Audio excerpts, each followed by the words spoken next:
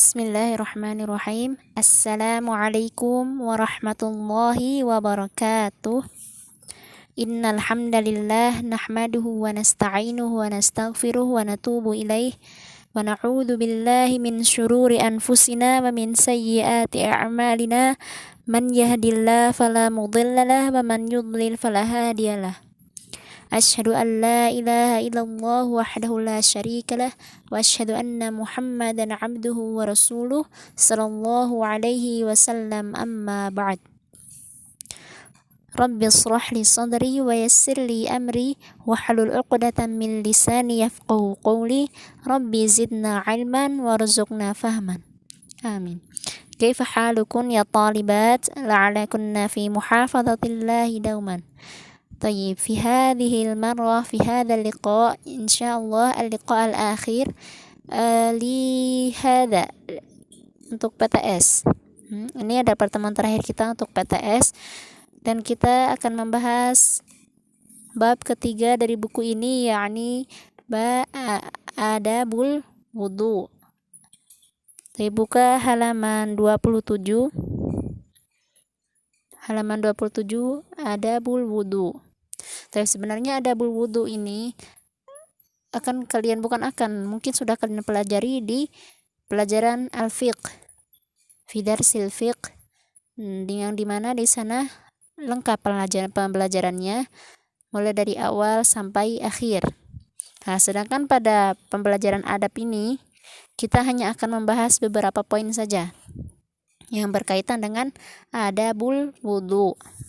Taib, nabda. Al-awwal at-tasmiyatu 'alal wudu'i. At-tasmiyah, mafhum at-tasmiyah yakni qira'atu basmalah. Qira'atu basmalah 'alal wudu' ay qabla al-wudu', qabla an natawadda. Rawat Tirmidzi an Sa'id bin Zaid radhiyallahu anhu qala sami'tu Rasulullah sallallahu alaihi wasallam yaqulu la wudu'a liman lam yadhkur ismallahi alaihi. Rawahu At-Tirmidzi. Baik. Hadis ini mengatakan bahwa la wudu'a, tidak ada wudu, liman lam yadhkur ismallahi, bagi yang belum menyebut nama Allah. Ada beberapa pendapat ulama di sini yang dimana hukum membaca basmalah ini ada perbedaan pendapat. Yang pertama, ada yang mengatakan sunnah, yaitu membaca basmalah ketika memulai wudu dianggap sunnah, atau berpendapat Dhahabu Hanafiyah wal Malikiyah wa Syafi'iyah. Madhab Hanafiyah, Malikiyah, dan Syafi'iyah berpendapat bahwa membaca basmalah sebelum wudu itu adalah sunnah.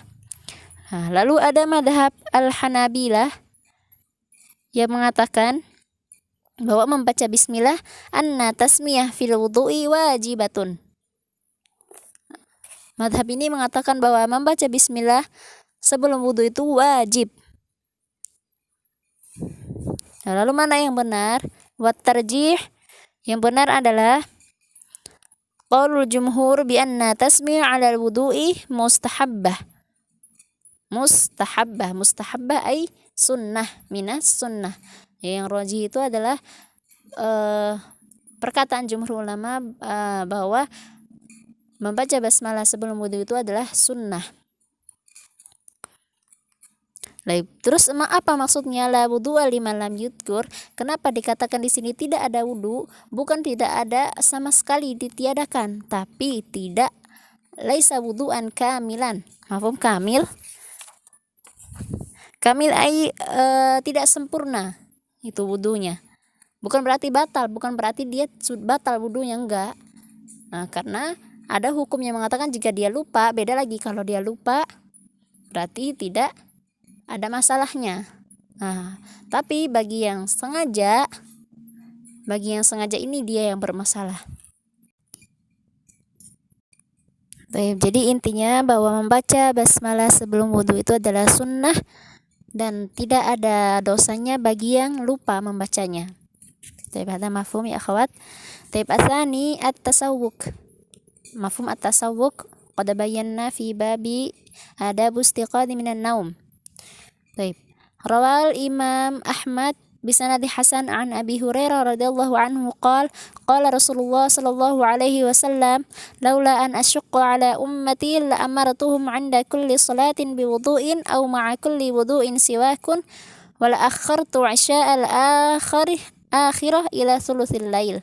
طيب حديث الشاهد هنا قال النبي صلى الله عليه وسلم لولا أن أشق على أمتي لأمرتهم عند كل صلاة بوضوء ay mafhum laula an asyqa, jika bukan karena takut menyusahkan umatku maka aku akan menyuruh mereka untuk melakukan siwak setiap kali ingin mengerjakan sholat.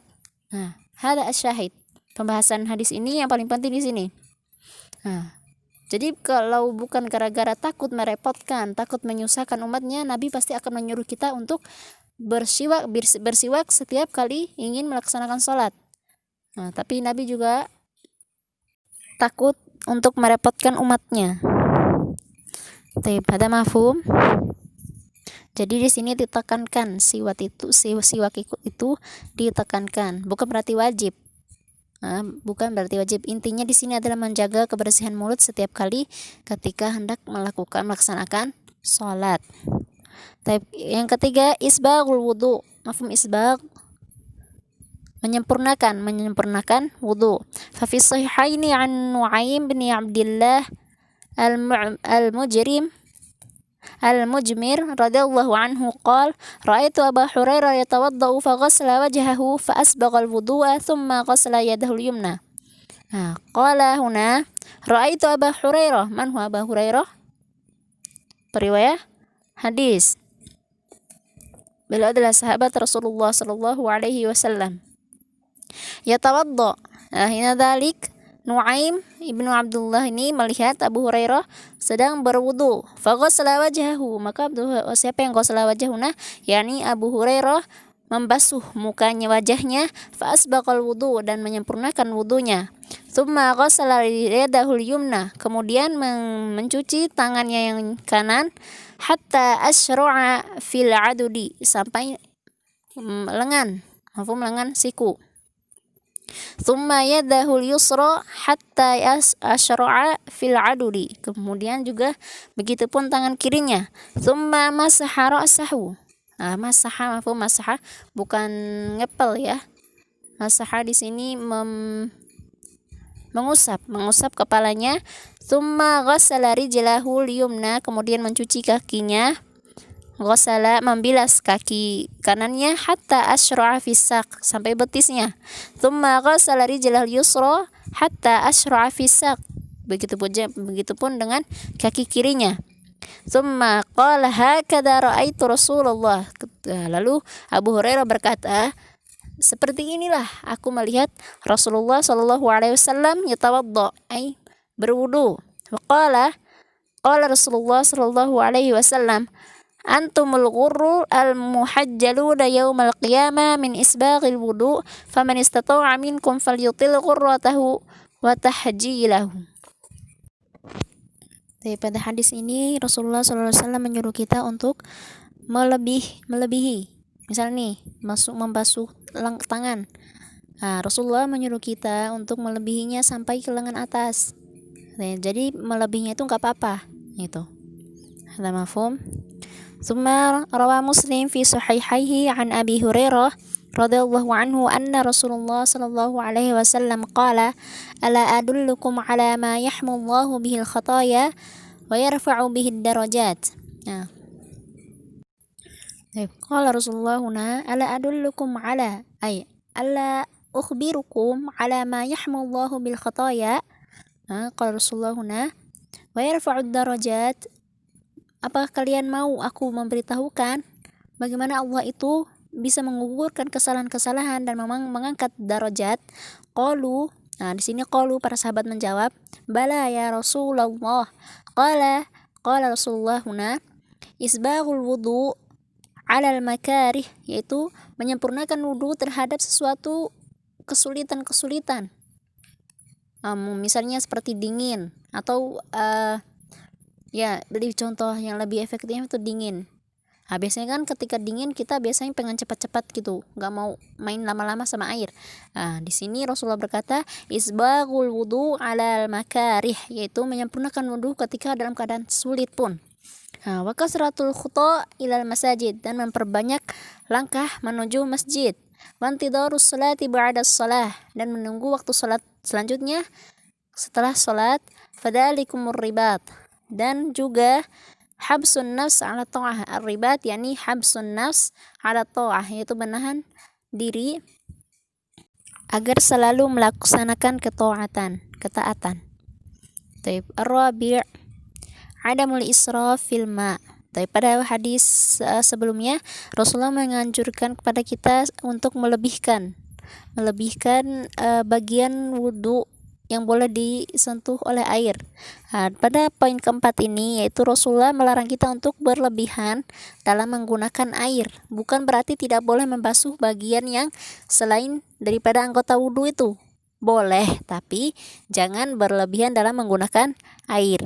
Rawa Abu Dawud bisanad sahih an Abdullah bin Mughaffal radhiyallahu anhu annahu sami'a banahu yaqul Allahumma inni as'aluka al-qasr al-abyad. Al-qasr al-abyad di sini istana putih.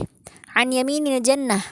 Idza dakhaltuha faqala ay bunayya salillaha al-jannah wa ta'awwad bihi minan nar. Mafhum di sini. Jadi ketika Abdullah bin Mughaffal ini mendengar doa anaknya yang meminta istana putih di bagian surga, maka beliau mengatakan, ya bunayya, wahai anakku, mintalah surga dan mintalah perlindungan dari api neraka, wa ta'awad minan nar.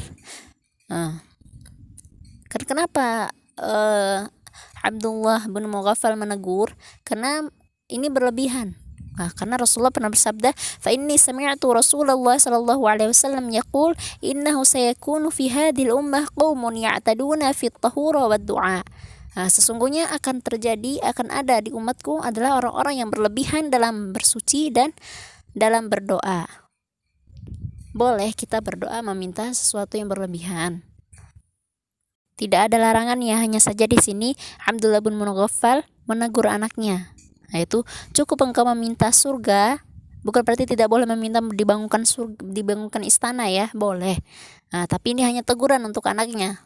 Sesuai dengan sabda Rasulullah, akan ada pada umatku nanti adalah orang-orang yang berlebihan dalam bersuci dan berdoa. Bersuci di sini seperti berwudu, yaitu dalam penggunaan air. Bisa nggak kalian wudu menggunakan satu gelas aqua, gelas aqua aja, gelas minum aqua, seperti sumit misalnya, bisa nggak? Coba praktek, insya Allah bisa. Ustazah pernah praktek dan itu cukup untuk wudu. Poin yang kelima, al-khamis ghuslul kaffain, yaitu membasuh kedua tangan. Fa fi sahihaini an Abdullah bin Zaid ibni Asim al-Ansari radhiyallahu anhu fi wasfi wudu'i Rasulillah sallallahu alaihi wasallam fada'a bi ina'in fa akfa'a minha ala yadayhi fa ghasalahuma thalathan. Di sini hadisnya sebenarnya panjang. Tapi saya jelaskan bahwasanya Rasulullah SAW pernah memanggil dan meminta air, dan dibawakannya air itu dengan ina. Ina itu seperti mangkok tempat untuk wudu gitu. Fa'akfa'a minha, dan Rasulullah membasuh tangannya 3 kali. Ala yadahi faghasalahuma thalathan. Dan di sini juga ada perbedaan pendapat ulama. Ada yang mengatakan bahwa mencuci tangan sebelum masukkan ke dalam ina itu, ada yang mengatakan wajib dan ada yang mengatakan tidak wajib. Yang mengatakan wajib yaitu ketika bangun dari tidur, untuk qiyamul lail. Di sini dikatakan wajib. Tapi ada juga yang mengatakan tidak wajib. Ada yang mengatakan tidak wajib. Dan perkataan yang rajih adalah bahwa wajib untuk mencuci tangan sebelum berwudu. Al-qiyamul lail di sini maksudnya adalah sebelum melaksanakan qiyamul lail, sholat malam. Karena ada yang namanya tidur, kalau kita membahas tentang wajib untuk menggosok mencucinya setelah bangun tidur, bisa saja kita tidur siang, apa kita harus wajib mencucinya? Jadi di sini maksudnya itu sebelum melaksanakan sholat itu wajib untuk mencuci kedua tangan 3 kali sebelum memasukkannya ke dalam bejana. Tapi yang keenam adalah al-madmadah wal istinsyaq min kaffin wahidatin. ففي الصحيحين عن عبد الله بن زيد بن عاصم الأنصاري رضي الله عنه في وصف وضوء رسول الله صلى الله عليه وسلم ثم أدخل يده فاستخرجها فمضمض واستنشق من كف واحدة ففعل ذلك ثلاثا. Di sini maksudnya adalah disuruhnya kita untuk berkumur dan istinsyak. Mafhum istinsyak itu memasukkan ke dalam air min kafin wahidatin, yaitu dengan satu telapak tangan aja, memasukkannya dengan tangan kanan dan mengeluarkannya dengan tangan kiri, dan itu dilakukan 3 kali.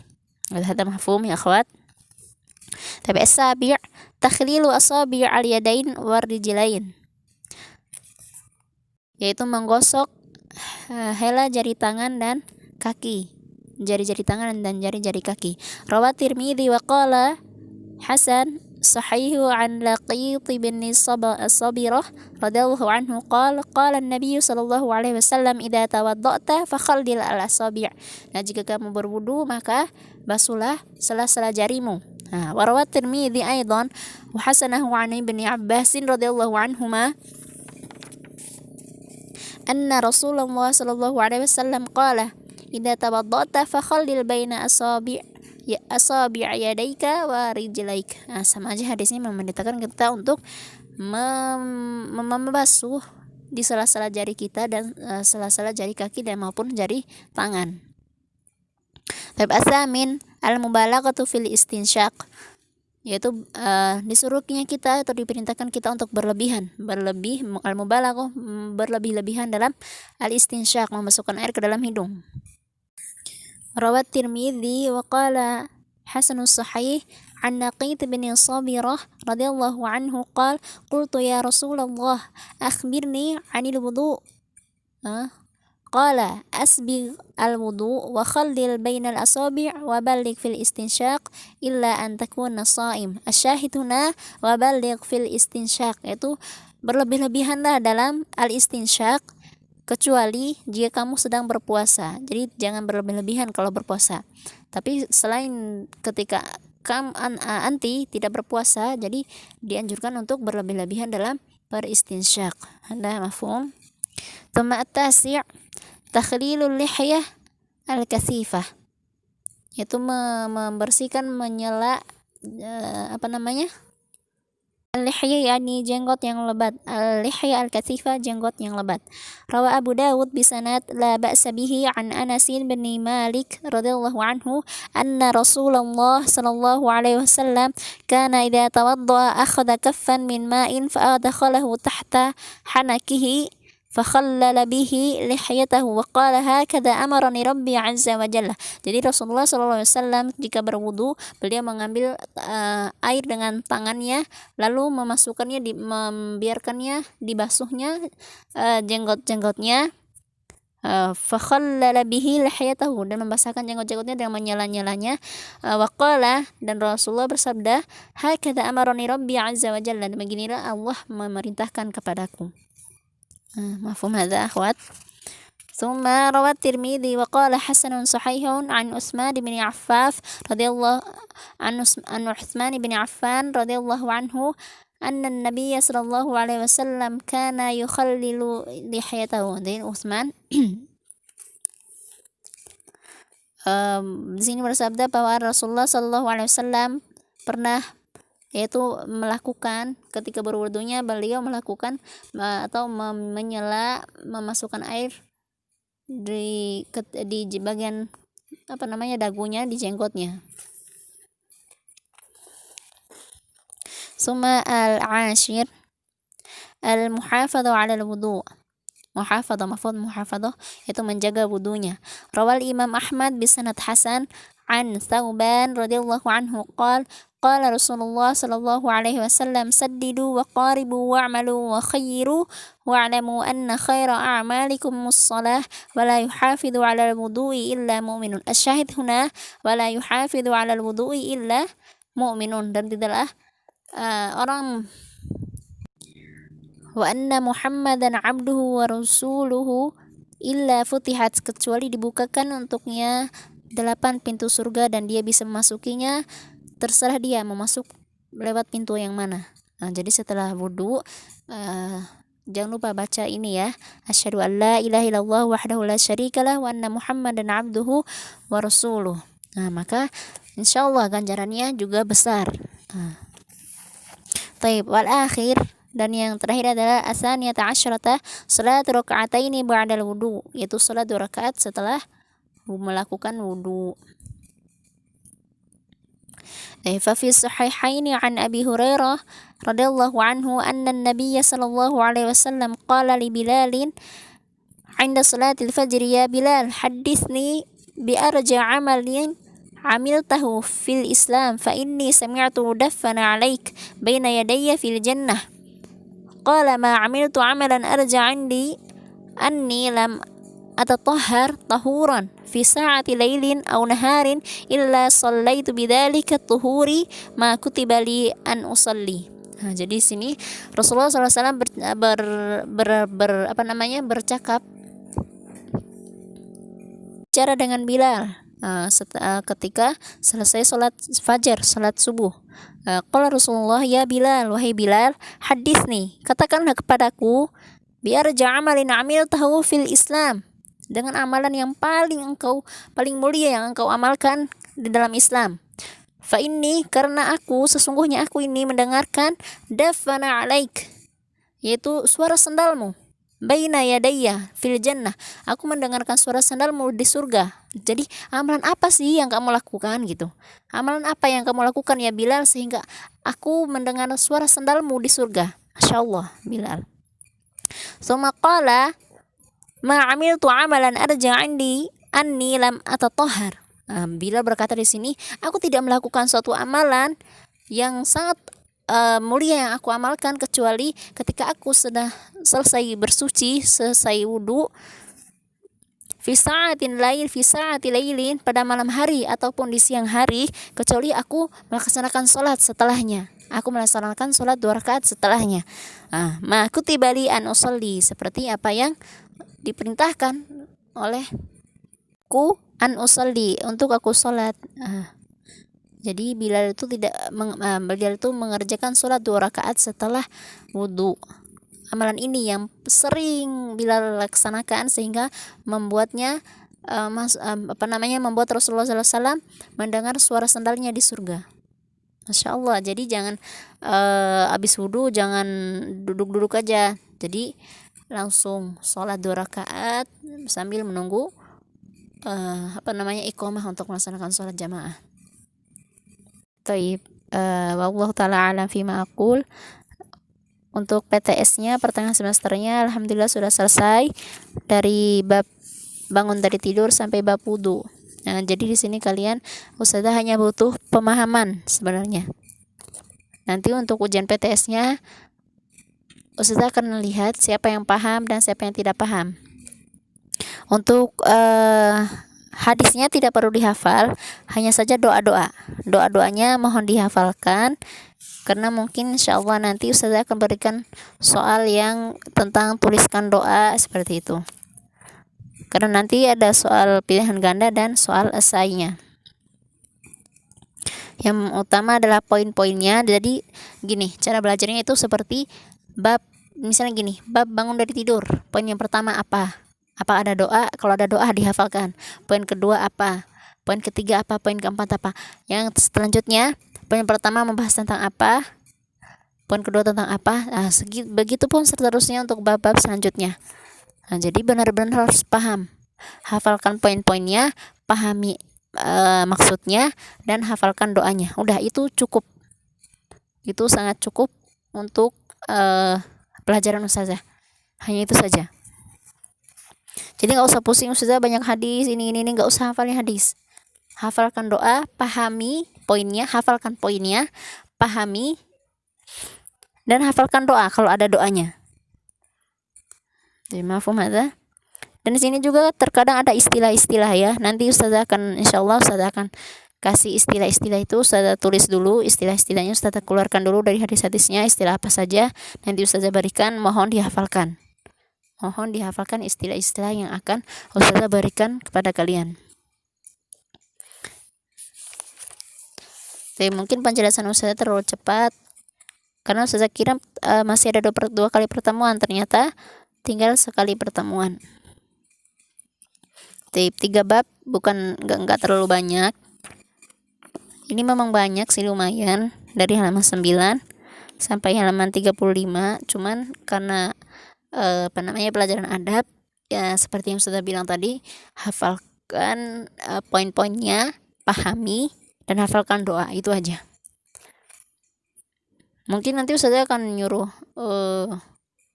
jelaskan bab ini, tapi enggak insyaallah. Paling jelaskan apa yang dimaksud dengan ini, seperti itu untuk contoh soalnya, kisi-kisinya. Taballahu ta'ala fima aqul. Jika belum paham silakan ditanyakan sebelum ujian PTS, sebelum ujiannya, tanyakan aja, nggak apa-apa. Lastu bi khairikum walastu bi ahsani minkum, wallahu ta'ala alam fima aqul. Naktafi bihadza, nakhtatim liqa'ana al-yawm bidu'ai kafaratil majlis. Subhanakallahumma wa bihamdik, asyhadu an la ilaha illa anta, astaghfiruka wa atubu ilaik. Assalamualaikum warahmatullahi wabarakatuh.